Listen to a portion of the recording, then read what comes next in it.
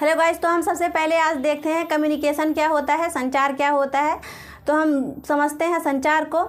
जब दो या दो से अधिक लोग आपस में सूचनाओं का आदान प्रदान करते हैं तो उसे हम संचार कहते हैं, कम्युनिकेशन कहते हैं। इसके कितने टाइप होते हैं यहाँ पे हम देख रहे हैं। संचार के कितने प्रकार होते हैं। तो लोगों की संख्या के आधार पर संचार चार तरह के होते हैं। लोगों की संख्या के आधार पर संचार चार तरह के होते हैं। सबसे पहले आएगा हमारा अंतः व्यक्तिक संचार यानी कि इंट्रा पर्सनल कम्युनिकेशन। जब व्यक्ति खुद से कम्युनिकेट करता है और खुद से अपनी सूचनाओं को आदान प्रदान करता है, मतलब खुद से बातें करता है या फिर चिंतन मनन करता है या फिर मेडिटेशन करता है, तो उसे हम बोलते हैं अंतः व्यक्तिक संचार। और उसके बाद फिर आएगा दूसरे नंबर पे अंतर व्यक्तिक संचार। दूसरे नंबर पे आएगा अंतर व्यक्तिक संचार यानी कि इंटरपर्सनल कम्युनिकेशन। जब दो या दो से अधिक लोग आपस में सूचनाओं का आदान प्रदान करते हैं तो इसे हम बोलते हैं इंटरपर्सनल कम्युनिकेशन। फिर आएगा हमारा तीसरे नंबर पे समूह संचार यानी कि ग्रुप कम्युनिकेशन। ग्रुप कम्युनिकेशन में क्या होता है, जब दो से अधिक लोग सूचनाओं का आदान प्रदान करते हैं तो उसे हम बोलते हैं ग्रुप कम्युनिकेशन। फिर चौथे नंबर पे आएगा हमारा जनसंचार यानी कि मास कम्युनिकेशन। मास कम्युनिकेशन में क्या होता है, जब हज़ार या फिर लाखों की संख्या में लोगों को एक साथ कम्युनिकेट किया जाए, एक साथ सूचनाओं को दिया जाए, तो इसे हम बोलेंगे जनसंचार या फिर मास कम्युनिकेशन। फिर उसके बाद हमने देखा दिशा के आधार पर संचार क्या होता है। दिशा के आधार पे हमने देखा ऊपर की ओर संचार, ऊर्ध्वाधर संचार भी इसे बोलते हैं हम, लंबवत संचार बोलते हैं या फिर अपवर्ड कम्युनिकेशन इसे बोलते हैं। जब सूचना को नीचे से ऊपर पहुंचाया जाए तो उसे हम बोलेंगे ऊपर की ओर संचार। जैसे कि यहाँ पे आप देख सकते हैं मैनेजर के पास यहाँ पे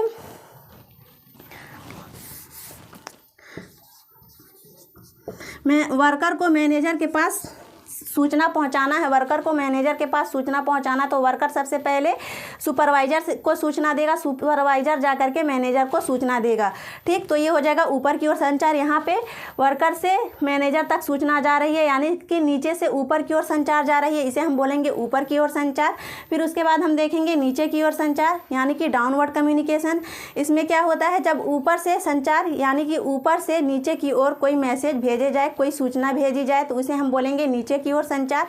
जैसे कि मैनेजर है, यहाँ पे मैनेजर साहब को वर्कर को सूचना देनी है तो मैनेजर क्या करेंगे, डायरेक्ट यहाँ पे वर्कर को सूचना देंगे नहीं, तो मैनेजर सबसे पहले सुपरवाइजर को सूचना दें और सुपरवाइजर मैनेजर की सूचना को वर्कर तक पहुँचाए, तो इसे हम बोलेंगे डाउनवर्ड कम्युनिकेशन। फिर उसके बाद हम देखेंगे समानांतर संचार। समानांतर संचार में क्या होता है, जब समान गुण समान विशेषता वाले लोग आपस में कम्युनिकेट करें तो इसे हम बोलेंगे समानांतर संचार। समानांतर संचार जैसे कि यहाँ पे जैसे कि ये मैनेजर हैं, ये एक मैनेजर ये हो गए, इन्हें हम मान लेते हैं फाइनेंस मैनेजर। उसके बाद यहाँ पे इन्हें हम फाइनेंस मैनेजर मान लेते हैं। उसके बाद यहाँ पे एक ऑपरेटिंग मैनेजर हो गए, ऑपरेटिंग मैनेजर हो गए। उसके बाद फिर यहाँ पे हो गए एक मार्केट मैनेजर, मार्केट मैनेजर।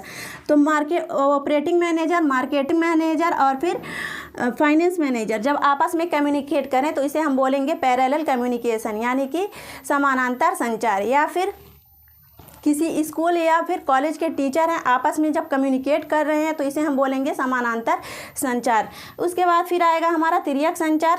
तिर्यक संचार में क्या होगा, जब कोई उच्च विशेषता का अधिकारी या फिर उच्च विशेषता का अधिकारी नीचे के अधिकारी से बात करे या फिर नीचे के ओहदे के आदमी से बात करे तो इसे हम बोलेंगे तिर्यक संचार। जैसे कि हमने यहाँ पे देखा, हम यहाँ पे देख रहे हैं एक डीएम साहब हैं, डीएम साहब प्यून से बात कर रहे हैं तो इसे हम बोलेंगे तिर्यक संचार। डीएम साहब की विशेषता अलग है, गुण अलग हैं और इनके योग्यता अलग है, जबकि प्यून का विशेषता अलग है, गुण अलग हैं, इसके विशेषताएं अलग हैं। यहाँ पे प्रिंसिपल साहब हैं, प्रिंसिपल साहब की गुण विशेषता अलग है और फिर यहाँ पे प्यून है, प्यून की विशेषता अलग है, गुण अलग हैं। तो इस तरह से जब प्यून से प्रिंसिपल साहब बात कर रहे हैं या फिर डीएम साहब प्यून से बात कर रहे हैं तो इस तरह से इसको बोलेंगे हम तिर्यक संचार। उसके बाद फिर आएगा हमारा औपचारिक संचार। औपचारिक संचार में क्या होता है, औपचारिक संचार देखते हैं। औपचारिक संचार में क्या होता है, जब कोई संगठन या संस्था होती है जिसमें नियम कानून बनाए हुए होते हैं और वहाँ के कर्मचारी उस नियम कानून को फॉलो करते हुए कम्युनिकेट करते हैं तो इसे बोलेंगे हम औपचारिक संचार। औपचारिक संचार बोलेंगे इसमें उसके बाद अनौपचारिक संचार क्या होता है? औपचारिक संचार को हम फिर से 3 भागों में बांट सकते हैं। पहले नंबर पे आएगा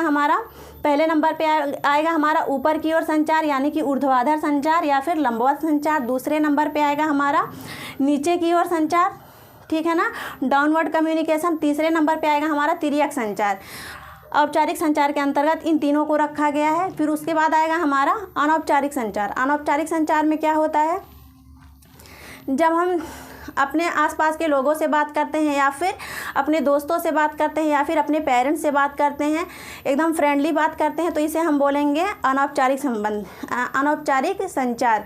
यानी कि इनसे बात करने के लिए हमें किसी नियम कानून को फॉलो नहीं करना पड़ता है, किसी भी कायदे को फॉलो नहीं करना पड़ता, इसलिए हम इसे बोलेंगे अनौपचारिक संचार। तो इस चैनल को सब्सक्राइब कर लीजिए और अधिक से अधिक अपने दोस्तों को शेयर कीजिए। Thank you.